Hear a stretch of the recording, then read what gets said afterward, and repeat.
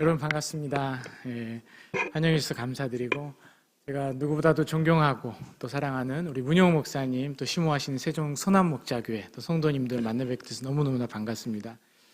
요새 K컬처가 막 세계로 이렇게 뻗어가면서 제 이름 때문에 에피소드가 진짜 있습니다. 우리나라에서는 이제 뭐 아시는 분들은 아시고 모르시는 분들은 모르시지만 허준이라는 이름이 동의보감에서 꽤 많이 알려져 있는 이름이잖아요. 그래서 외국에서 선교팀들이 외국 분들이 가끔 한국에 오시면 이제 만나게 돼서 제가 인사를 합니다. 그래서 허준이라고 그러면 되게 반갑게 받아주세요. 막 이렇게 웃어주시고 여러분 같이 지금 이렇게 반응을 해주십니다. 제가 그러면서 이름에 이렇게 이름값을 하면 살아야 되겠다 그런 생각을 하면서 제가 우리 교단의 많은 교회들을 지금 방문을 하고 있습니다. 이제 방문을 하면서 한국침례신학대학에 대해서도 소개하고 또 여러분 목사님 또 전사님들 많은 분들이 또 나오시고 우리 그 목회자뿐만 아니고 또 영적 리더들도 많이 길러낸 학교입니다. 생각날 때마다 이렇게 기도해 주시기를 제가 부탁드려 이곳에 왔습니다. 먼저 준비된 동영상이 있습니다. 함께 보시겠습니다.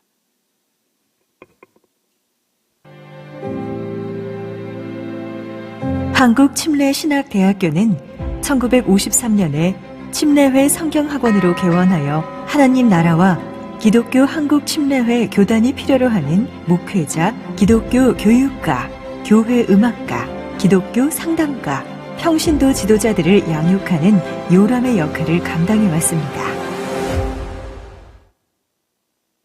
진리, 중생, 자유라는 복음주의 정신에 입각한 교육 이념하에 영성, 지성, 인성을 겸비한 그리스도의 지혜로운 제자 양성에 힘쓰고 있는 한국침례신학대학교.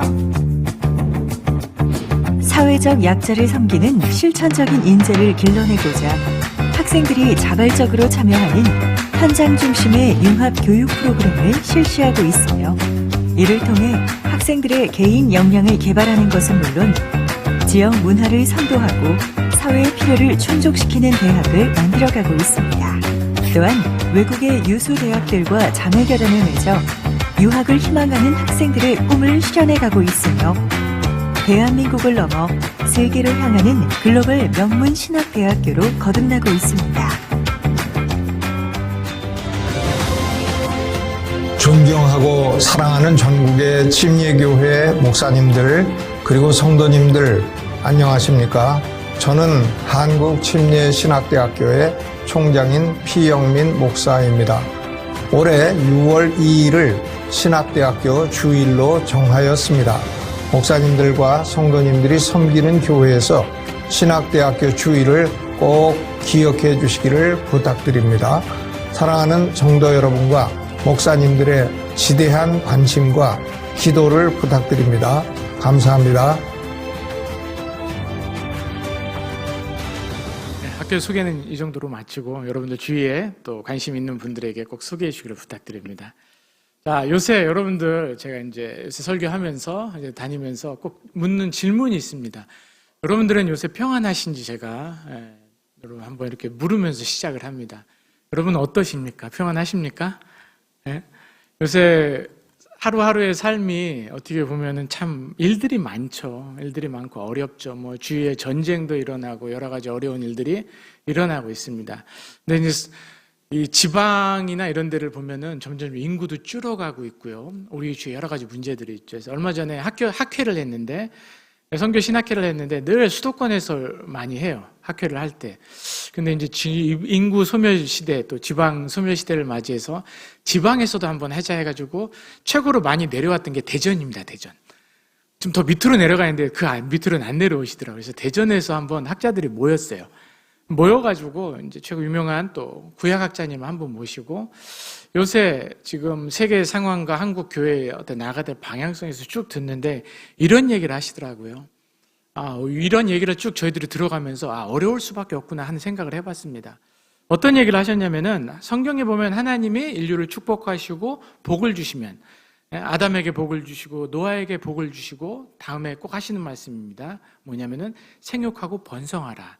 그래서 하나님의 복이 이 땅에 임하면 생육하고 번성해서 인구도 증가가 되고 또 인간들이 또 편안하게 번영을 누리는 그런 모습을 보게 됩니다. 반대로 하나님의 복이 거치면 나타나는 특성, 그것이 어떻게 보면은 인류의 또 재앙으로 이렇게 느껴지는 부분이 많이 있는데 세 가지로 얘기를 하시더라고요. 그 첫 번째 재앙이 뭐냐? 칼입니다. 칼. 예레미야에서도 많이 나오죠. 칼의 재앙. 뭐 이사야에서도 많이 나오고 성경 전반적으로 많이 나오는 칼의 재앙은 뭐를 의미하죠?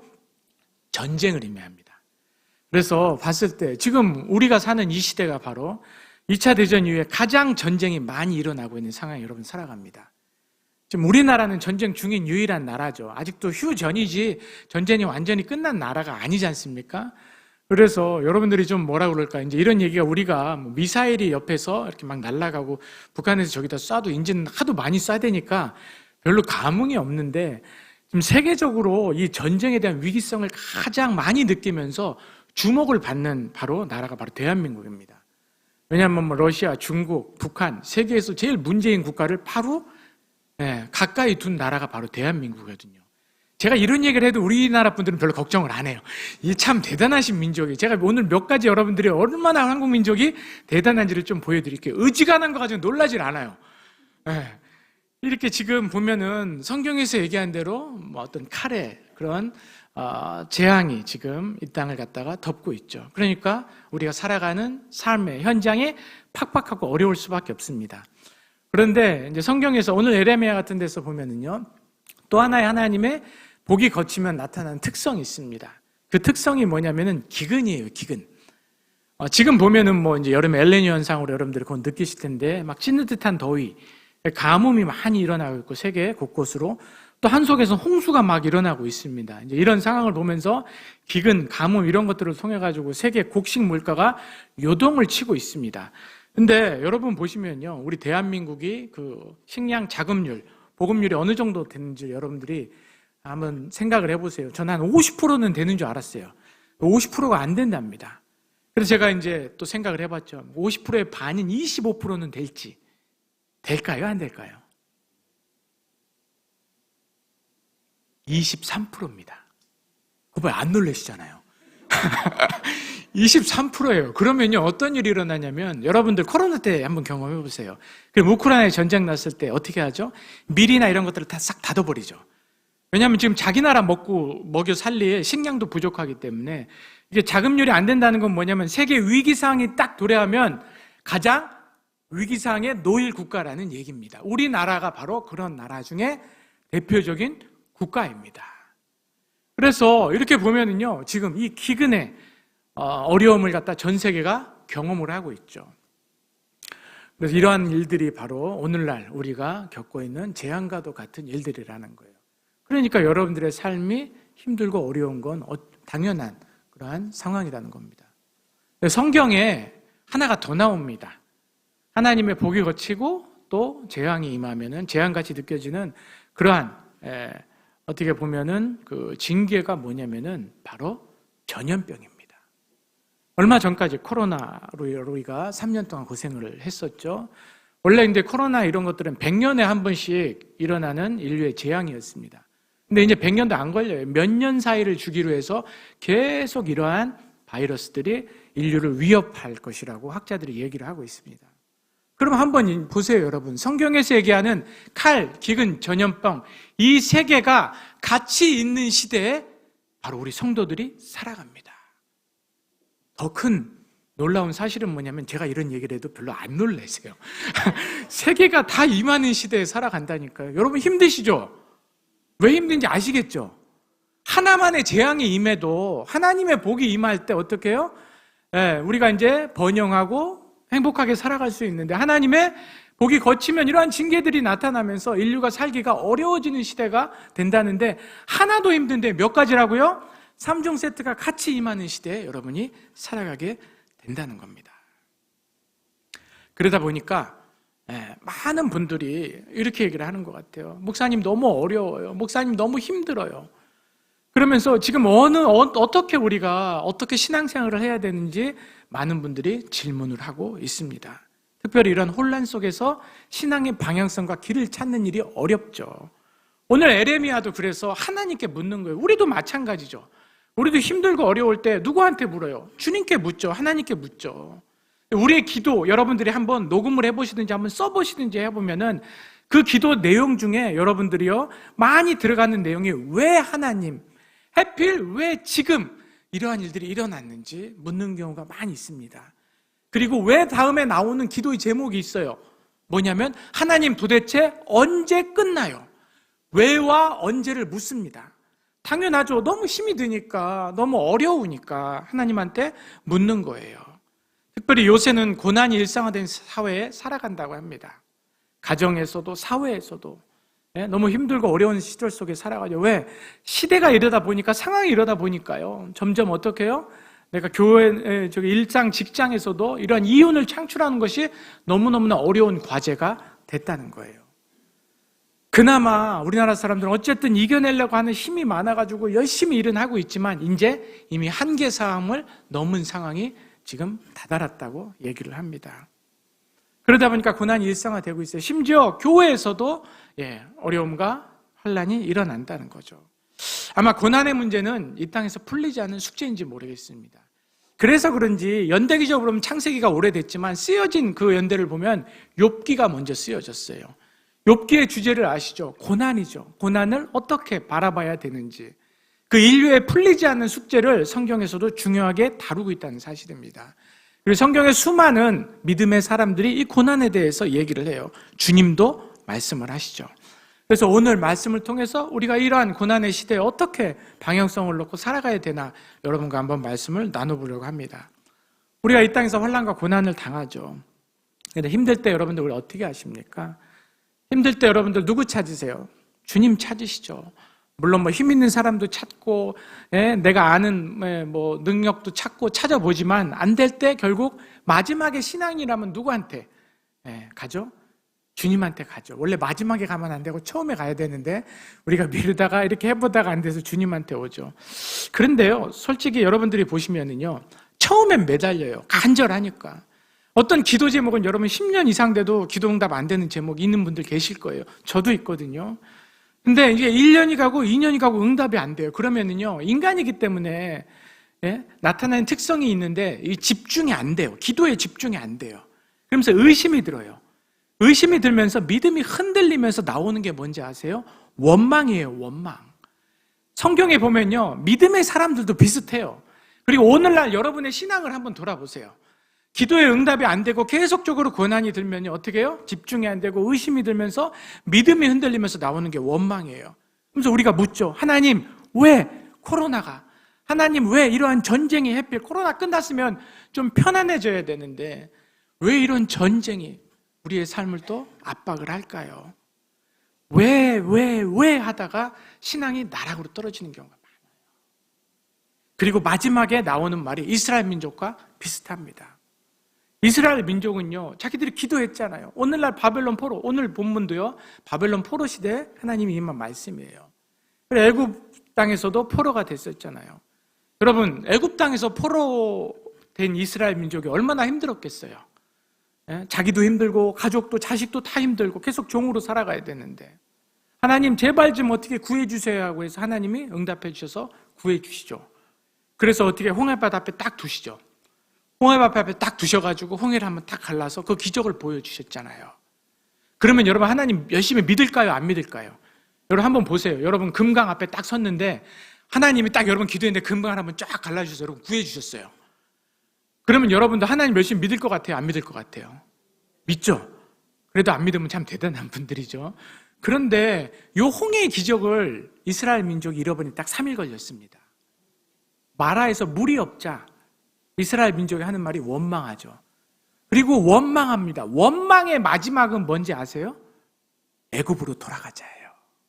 바벨론으로 돌아가자. 오늘날로 얘기하면 죄된 모습으로 돌아가자. 그냥 하나님, 저 그냥 하나님 열심히 믿고 이렇게 해봤는데 응답 안 되네요. 그냥 저는 원래 제가 하던 대로 살래요. 이게 인간이에요. 그래서 그럴까요? 믿음의 선배들은요, 우리가 고통 속에서 정말로 집중해야 될 일이 있는데 우리는 고통 속에서 보통 어떤 문제에 집중해요? 내 문제의 해결에 집중해요. 보통 이 문제가 언제 해결될지 이거에 집중해요. 그런데 믿음의 선배들은 그 고통, 문제 해결에 집중하는 것이 아니고 고통의 상황에서 하나님을 찾는 일에 집중하라는 거예요. 하나님을 만나는 일에 집중하라는 거예요. 이 일의 끈기를 가지고 하라는 거예요. 우리는 왜, 언제 끝나요? 하고 묻는데 질문이 잘못됐다는 거예요.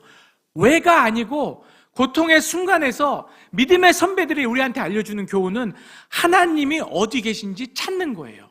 찾아야 한다는 거예요. 이게 무슨 얘기냐면요. 하나님을 계속 찾고 찾으면 언제까지 찾아야 되느냐? 하나님이 계심을 느낄 때까지.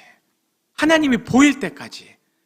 그게 무슨 말이냐면 우리가 힘들 때 하나님이 보이지 않고 나 혼자라고 생각을 하고 나 혼자로 느껴지기 시작하면 원망하기 시작합니다. 그런데 여러분이 오늘 본문에서 같이 찾고 찾으면 주님을 만난다고 약속해 주셨잖아요. 하나님의 특성이 있어요. 하나님의 신실하신 특성이 있어요. 한번 말하시면 반드시 지키세요.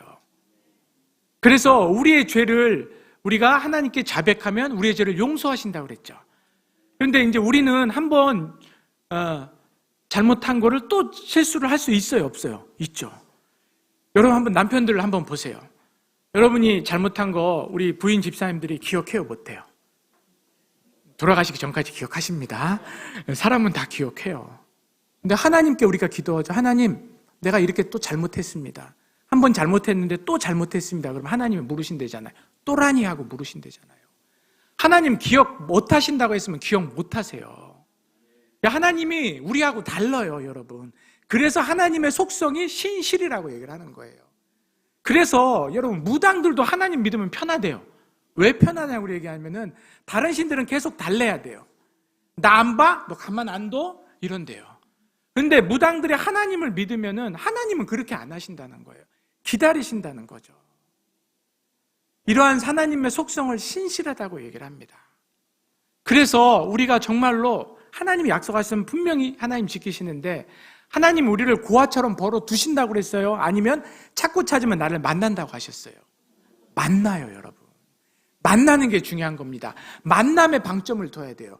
고통 속에서 고난 속에서 우리가 집중해야 되는 일이 뭐냐면 문제 해결이 아니고 뭐예요?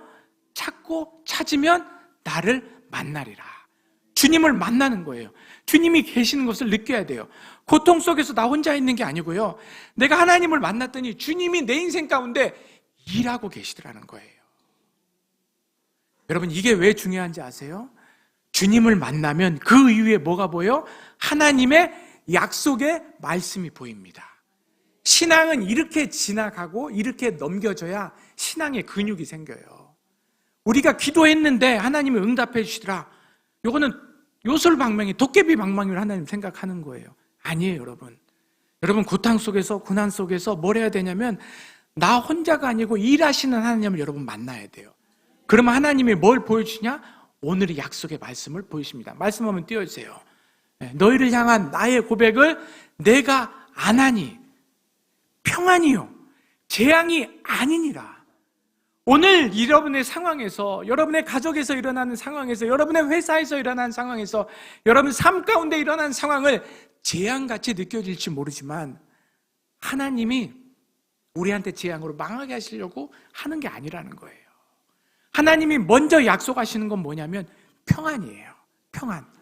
어떻게 평안을 얻을 수 있죠? 빌립보서 4장 6절에도 말씀하시지만 기도하면 너희 마음과 생각을 지키신다고 약속하셨거든요. 그렇기 때문에 어떻게 해요? 기도하고 나면은 하나님이 마음과 생각에 파수꾼을 딱 두신다는 거예요. 뭘로요? 평안함으로. 그 평안함은 어디서 나와요? 평화로다. 하늘 위에서 내려오네. 저는 저희 할머님한테 참 감사한 게 있어요. 저희 할머님이 행상을 하셨어요. 근데 행상을 하셨는데 산에서 산으로 이렇게 왔다 갔다, 옛날에 지금 안 그렇지만 이제 시장에서 점포를 얻으실 수 없어서 산에서 산으로 행상을 하셨어요. 그런데 진짜 이렇게 막 죽을 위험에 많이 처해 있었어요. 눈구덩이에도 빠지고 이랬을 때 옆에 지나가던, 진짜 하나님 은혜죠. 해필 옆에 우체부가 지나가요. 그 우체부한테 구해서 다시 살아나시고 이제 이런 삶을 사셨거든요. 그래서 그런지 하루에 제가 기억하는 할머님은 하루에 예배를 한 3-4번 드리셨던 것 같아요. 혼자. 근데 저를 꼭 옆에 두고 드리셔요. 그래서 저는요, 제가 지금 힘들고 어려울 때 저의 뇌 속에 이렇게 박혀있는 찬송들이 꽤 많이 있습니다. 힘들고 어려울 때 찬송이 계속 제 안에서 흘러나와요. 이게 큰 힘이 되더라고요. 그리고 저희 아버지한테 감사한 게 있는데, 아버지가 이렇게 기도를 해주실 때, 힘들고 어려울 때, 큰일 있을 때 다 기도를 해주시는데 뭐라고 기도를 해주셨냐면은, 믿음의 자녀는 망하지 않는다고 하신 하나님의 약속을 믿습니다. 여러분, 자녀한테 그렇게 기도해 주셔야 돼요. 믿음의 자녀는 부모가 그 믿음을 놓지 않고 있는 이상 안 망해요. 그러니까 부모가 자녀한테 보여줘야 될 중요한 것이 뭐냐면 믿음으로 넘기는 훈련이에요. 믿음으로 이겨내는 훈련이에요. 언제까지? 하나님을 찾고 만나고 약속의 말씀을 붙들 때까지. 그 약속의 말씀 붙들고 넘어가는 게 신앙이에요. 이 경험을 해봐야 되는 거예요. 우리 한국의 부모님들, 우리 할머니, 할아버지들, 어르신들, 어떻게 우리 이 대한민국에 기독교를 만드셨는지 아세요? 이걸로 만드셨어요. 남편이 다리 몽둥이를 부러뜨린다고 해도 지금은 그러면 큰일 납니다. 그러신 분 없겠지만 담을 넘어서라도 예배의 자리. 왜? 하나님 붙들고 넘어가야 살아난다는 걸 알았기 때문에, 그걸로 버텼기 때문에 그 자녀들이 그걸 보고 오늘날 여러분들이 되신 거예요. 오늘날 근데 약점이 하나 생겼어요. 그렇게 기도하신 분들이요, 자녀들을 너무 사랑해서 기도를 대신해 줬어요. 이것이 한국 교회를 약하게 만든 중요한 사건입니다. 여러분이 자녀를 이 험한 세상에, 정말로 여러분들이 살았던 데보다 훨씬 힘든 세상을 우리 자녀들이 살아야 되거든요. 아버지 때보다 처음으로 가난한 시대에 살아가야 되는 게 여러분 자녀들의 세대입니다. 안타깝죠? 안쓰럽죠? 그렇다고 여러분이 뭘 막 해줘가지고 해줄 수 있냐? 아니에요. 그 자녀들한테 보여줘야 될 게 뭔지 아세요? 믿음으로 넘어가는 거, 믿음으로 극복하는 거, 믿음의 근육을 찾아내는 거. 그래서 그 자녀가 하나님의 약속의 말씀이 보이도록 해주세요. 보이도록, 들리도록. 그래서 자녀도 그 약속의 말씀을 붙들고, 그 찬양을 붙들고 넘어가고 이겨내도록 도와주세요. 결국 이걸로 살아나는 겁니다.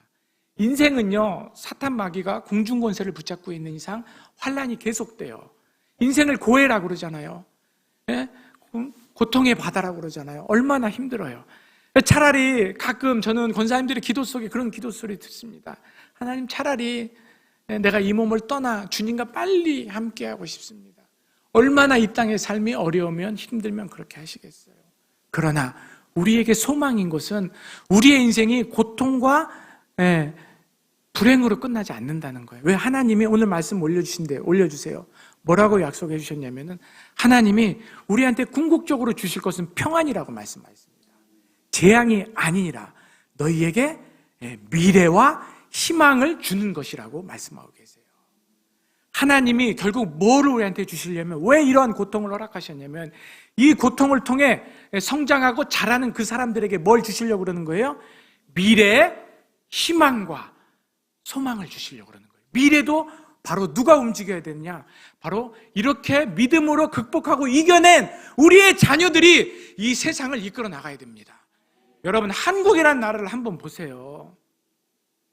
대단하지 않을 것 같았는데, 이렇게 세계 유일한 분단 국가가, 진짜 자원도 제대로 없는 나라가 세계적으로 문화적으로 이끄는 대단한 민족이잖아요. 여러분, 이제 해외를 나가보세요. 여러분의 여권 파워가 세계 10등 안에 듭니다. 뿐만 아니고 어디를 가든지 코리아, 사우스 코리아라고 그러면 노스 사우스 잘 써야 됩니다. 노스 사우스 잘 써야 되는데, 사우스 코리아라고 그러면 인정해줘요. 열심히 하는 나라. 저는 라면이 뜰 줄 알았어요. 저는 초코파이가 뜰 줄 알았어요. 왜냐하면 미국 가서 먹어보니까 문파이라고 초코파이가 있는데 비교가 안 돼요. 제가 이제 돌아다니면서 미국에 있을 때, 미국에 이제 주립대학에 있었는데, 주립대학 앞에 프랜차이저가 한 30개가 있었어요. 그 30개를 월화수목금, 다음날 월화수목금에서 한 달 내내 돌아다녀도 다 못 돌아다녀요. 제가 이제 점심을 이제 거기서 사 먹어야 되니까 계속 사 먹었습니다. 그렇게 3개월을 하니까 병원에 실려가더라고요. 근데 한국 입맛을 못 따라가요. 한국 라면을 못 따라가요. 진짜 대단한 겁니다. 제가 모르고 이런 거를 모르니까 그렇지 진짜 저는 한국 모든 이 기업이나 이런 데가 잘 될 걸로 보는 사람이에요. 진짜 열심히 살거든요. 그런 걸로 따지면요, 신앙을 딱 봤을 때 한국 사람같이 참 대단하고 요란하게 신앙생활 하시는 분들 많지 않거든요. 미국 사람들 우리한테 그래, 기도를 뭐 그렇게 오래 하냐 그렇게 얘기를 해요. 야, 1시간이 뭐 오래냐, 한 3-4시간은 해야 오래지. 우리는 그렇게 얘기해요. 미국 사람들 우리의 신앙을 이해를 못해요. 정말로 열심히 정말로 최선을 다해서 사는 민족입니다. 이렇게 열심으로 산 어머니 아버지들이 대한민국을 이렇게 만들어냈어요. 그 정신을 우리 자녀들이 받고 있습니다. 그런데 정말로 중요한 정신, 바로 뭐냐면 하나님이 이 세상을 움직이신다는 확고한 믿음. 여러분 경험해 보셨잖아요. 여러분 인생 움직이시는 거 하나님이랑 경험하셨잖아요. 그러면 자녀한테 기도하면서 알려주세요. 그래야 그 자녀를, 하나님이 이제 대한민국을 쓰실 때 누구를 쓰시겠어요? 하나님 주권 인정하고 하나님을 통해서 이겨내고 넘어가고 약속의 말씀을 붙들고 미래와 희망을 주신다는 그 약속의 말씀을 기억하고 붙드는 사람한테 하나님이 소망 주실 겁니다. 하나님이 미래 주실 거예요. 그게 안 되면요, 우리 아이들 쓰러질 수밖에 없어요. 요새 아이들이 약하다? 여러분, 어머니 아버지 세대는 전쟁 하나였잖아요. 지금은 3종 세트 안에 살아가야 된다니까요. 우리나라 애들은 어디서부터 경쟁해요? 뱃속에서부터 하잖아요. 세상에 이런 민족이 있어요? 태아를 교육을 시키는? 힘든 세상에 살아갑니다. 아이들 칭찬해 주셔야 되고 격려해 주셔야 되는데, 여러분이 놓치지 말 게 뭐냐면 하나님이 네 인생의 주인이시다. 하나님이 네 인생 책임지신다. 기도하자. 힘드냐? 같이 기도하면서 넘어가 보자. 그거면 살아요, 여러분 자녀. 아니면 답이 안 나오는 시대입니다. 학자들이 모여서 얘기할 때 답이 안 나오는 시대라고 얘기를 해요. 어쨌든 제일 똑똑한 사람들이 모여가지고 얘기할 때 답이 안 나오는 시대잖아요. 여러분, 우리는 답이 안 나올 때 답을 찾는 사람들입니다. 왜? 여러분 한번 홍해바다 한번 볼까요? 오늘 홍해 얘기 많이 하시는데 또 금강 가서 한번 해보세요. 해보시는데 딱 가서 여러분 막 기도하고 할 때 어떤 일이 있었죠? 뒤에는 애국 군대가 쫓아와요. 앞에는 바다예요, 바다. 저도 아직 안 가봐서 모르겠지만, 가보면 뭐 이렇게 TV 같은 데서 보면 어마어마하게 크더라고요. 양쪽엔 큰 바위고, 앞으로도 길이 없고, 뒤로도 길이 없고. 여러분, 뒤에 따라오는 군대는 어떤 군대예요? 그 당시 최강 군대. 병거가 600대라고 그랬습니다.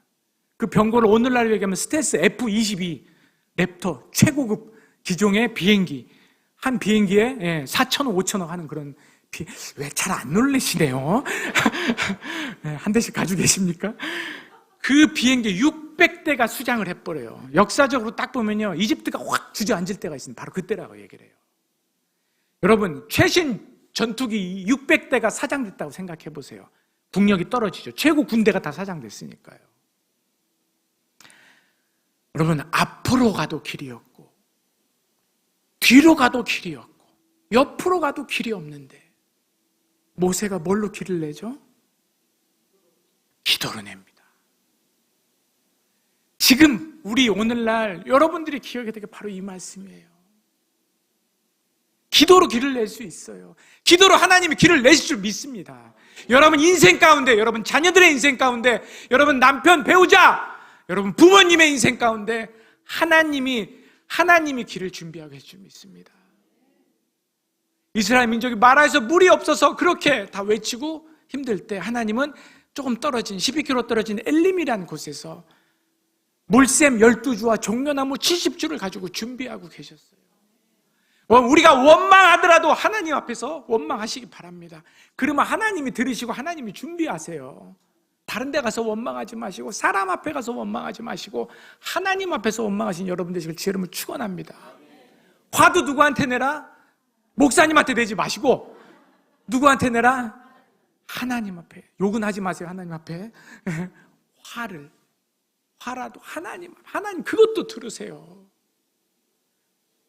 여러분, 에레미야라는 뜻이 세우다는 뜻이 있지만 풀어준다는 뜻도 있습니다. 여러분의 인생 누가 풀어주셔야 되는지 아세요? 하나님이 풀어주셔야 돼요. 여러분이 기도하면 보이지 않는 길이 여러분 인생 가운데 열릴 줄 믿습니다. 하나님의 약속이에요. 오늘 주님의 약속입니다.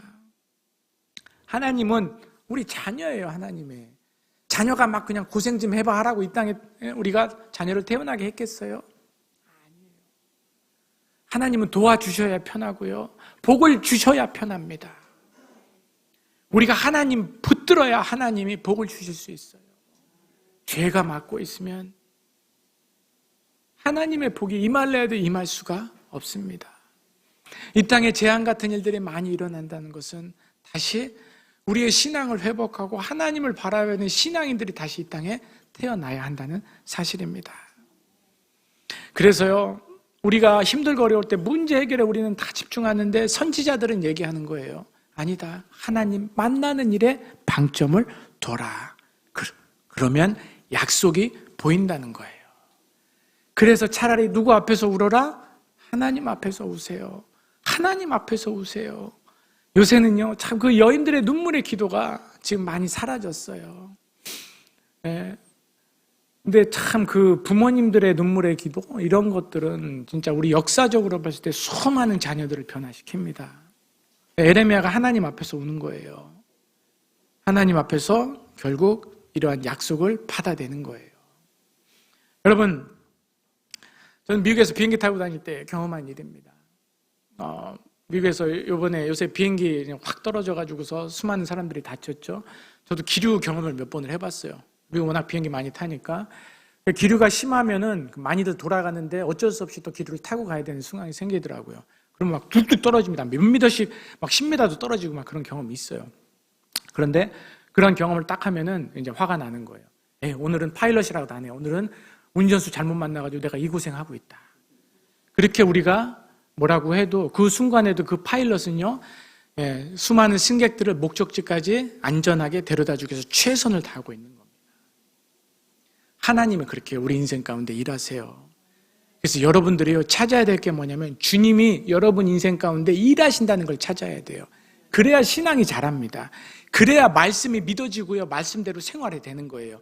그 다음부터 하나님이 하라면 하고 하지 말라면 안 하는 인생을 살아가면서 하나님의 도우심으로 여러분이 뭐를 받을 수 있어요? 미래와 희망을, 소망을 받을 수 있다는 겁니다.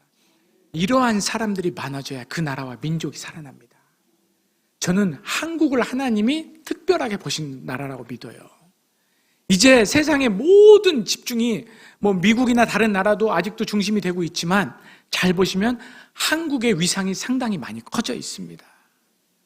우리 신앙인들이 이때를 정말 이 말씀을 붙들고 하나님 앞에 서서 주님 만나는 일을 포기하지 않는다면은 하나님이 우리를 놀랍게 사용할 걸로 믿어요.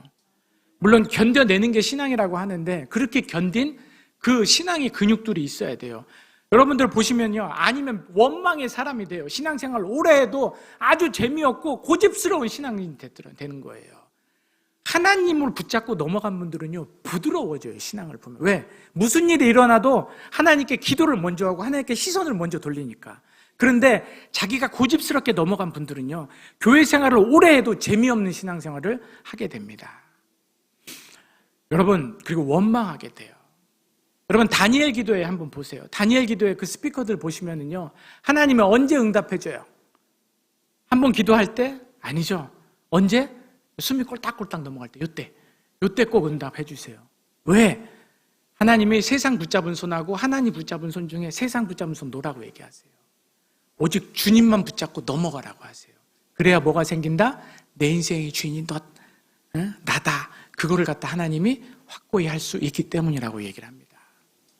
여러분, 이게 바로 신앙의 정체성이에요. 아직도 신앙의 무엇인지 그 정체성이나 이런 것이 확실히 안 잡히시는 분도 있겠지만, 제가 희미하게 점점 확실해 가는 게 뭐냐면은 바로 이러한 신뢰하고 하나님 붙들고 넘어가고 말씀을 붙들고 넘어가고 하는 그 신앙을 통해서 믿음이 자라는 데서는 분명히 변함이 없더라는 거예요. 그래서 여러분이 신앙을 한번 보세요. 어떻게 신앙을 키워나갈지. 싸우면서 거칠어질지, 아니면 하나님 믿고 자라면서 이 신비함이나 이런 것들을 체험하면서 살지. 누구를 통해서 하나님 세상을 바꿔나갈까요? 누구를 통해서 교회를 바꿔나갈까요? 여러분, 이 과정이 없이요, 그냥 막상 하나님이 응답해 주시면 이 믿음을 갖다가 위험과 환난을 피하기 위한 수단으로, 도깨비 방망이로 여겨요. 그래서 하나님한테 딱 하나님이 내 기도 들어주시면 하나님하고 사이오나라 잊어버리는 거예요. 이러면 삶의 주권이 하나님으로 안 생기고 자녀가 그 신앙을 못 배워요. 어떨 때 배울 수 있냐면은 끝까지 하나님 붙들고 하나님 먼저 찾고, 무슨 일이 있으면 찾고 찾아서 하나님하고 같이 넘어가는 걸 보고 자녀도 경험을 하면은 하나님의 수단으로 전역하는 게 아니고 하나님이 내 인생의 주인으로 오십니다.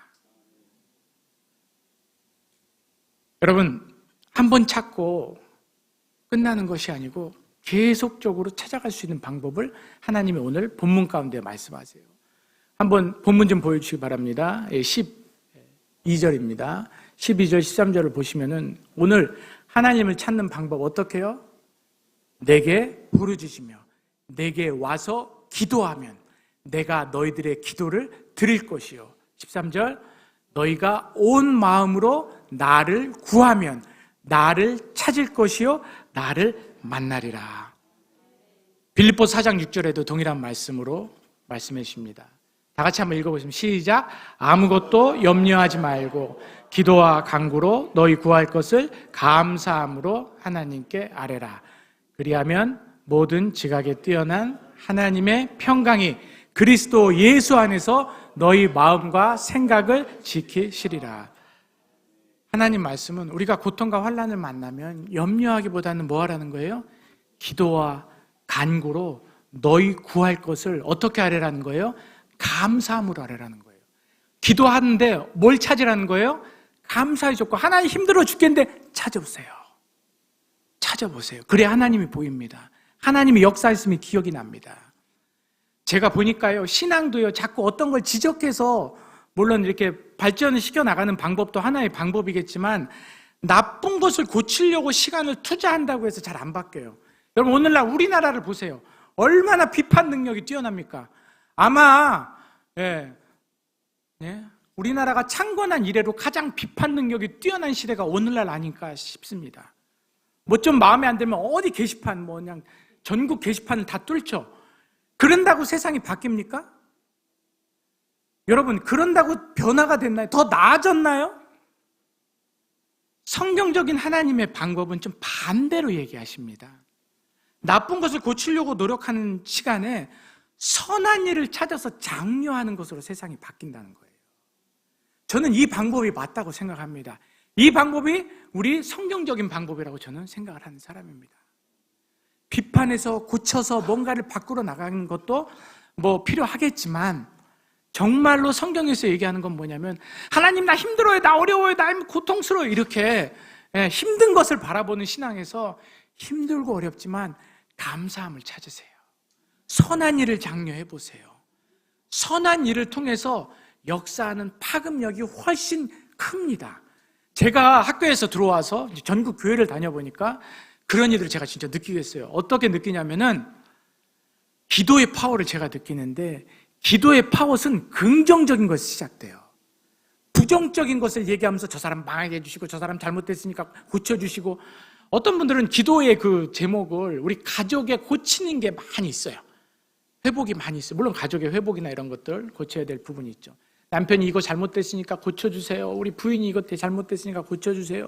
그렇게 하는데 저는 그런 분들이 긍정적인 기도 제목을 좀 바꿨으면 얘기합니다. 우리 남편 이런 거 잘하고 있는데 우리 부인 이런 거 잘하고 있는데 이런 거 더 잘하게 해주세요. 하나님의 은혜가 흐르게 해주세요. 웃지 마시고 축복해 주세요. 축복해 주세요. 여러분, 축복이 얼마나 대단한 파워, 이 믿는 사람의 입에서 나오는 축복이 얼마나 대단한 파워인지 여러분, 사람을 살릴 수도 있고 망가뜨릴 수도 있습니다. 저주의 말로 망가뜨릴 수 있어요. 여러분, 하나님의 음성을 듣는 분들은 축복의 말이 나옵니다. 섬김의 말이 나옵니다. 선한 일을 장려합니다. 오늘 말씀에 분명히 얘기합니다. 기도를 하되 감사의 조건을 찾아라. 그리하면 감사의 조건을 찾으면 모든 지각에 뛰어난 하나님의 평강이 평화로다. 하늘 위에서 내려오는 저는 이 할머님 찬양 때문에 이걸 기억해요. 힘들어 죽겠을 때 하늘을 봐요. 이 찬양을 불러요. 평화, 평화로다. 하늘 위에서 내려오네. 그 사랑의 물결이 영원토록 내 영혼을 덮으소서. 힘들고 죽겠는데 하나님의 평화가, 은혜가 내한테 내려오면 내가 숨을 쉬더라고요. 살더라고요. 정말로 어려운 시대를 살아가는 여러분들 정말 저는 축복합니다. 고맙기도 하고, 이 조치원 지역에서 이렇게 세종 소남목자교회 세워주시는 여러분들 보면, 침례교회인들 보면 저는 너무너무 감사해요. 저와 여러분의 만남이 서로 축복하면서, 서로 기도를 장려하면서 하나님의 말씀 붙들고 이겨냄을 통하여서 어떻게 해요? 하나님의 평강이 그리스도 예수 안에서 우리 마음과 생각을 지키시는 축복이 함께하길 주님으로 축원합니다. 여러분, 하나님의 마음에 뭘 두세요? 파수꾼 두시면 넘어가요. 그렇기 때문에 기도하는 겁니다. 하나님 찾는 겁니다. 하나님 찾을 때 어디까지 찾아라? 하나님 어디까지 찾아요? 네, 여러분, 기도는요 언제까지 하는 거냐면 끝까지 하는 거예요. 넘어갈 때까지 하는 거예요. 이겨낼 때까지 하는 게 기도예요. 그러면 내 신앙의 근육으로 자리 잡습니다. 항상 하는 게 기도입니다. 그러면 모든 지각에 뛰어난 여러분보다 훨씬 똑똑하신 하나님이 길을 여실 겁니다. 보이지 않는 길. 그때 여러분들이 은혜로 다 찬양할 수 있어요. 아, 이게 하나님의 은혜구나. 나한텐 보이지 않았는데 앞으로 가도 길이 없고 앞엔 홍해고 뒤에는 이집트 군대가 따라오고 양옆으로는 큰 바위에서 도저히 인간의 생각으로는 길이 안 보이는데 하나님 만나고 말씀 붙들고 기도했더니 보이지 않는 홍해의 길을 여시더라는 거예요.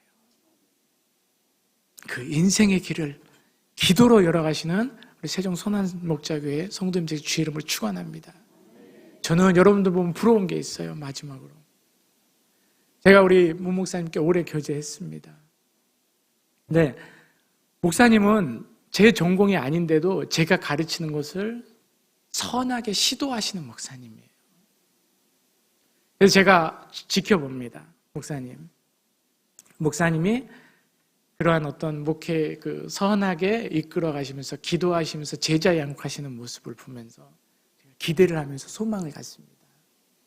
여러분들이 우리 목사님과 힘을 합쳐서 이 조치원 지역의 세종 지역에 기도의 집을 잘 만들어주세요. 넘겨내고 이겨낸 사람들의 스토리가 간증이 넘쳐나는 우리 세종 소남목자교회 되시길 주님의 이름으로 축원합니다.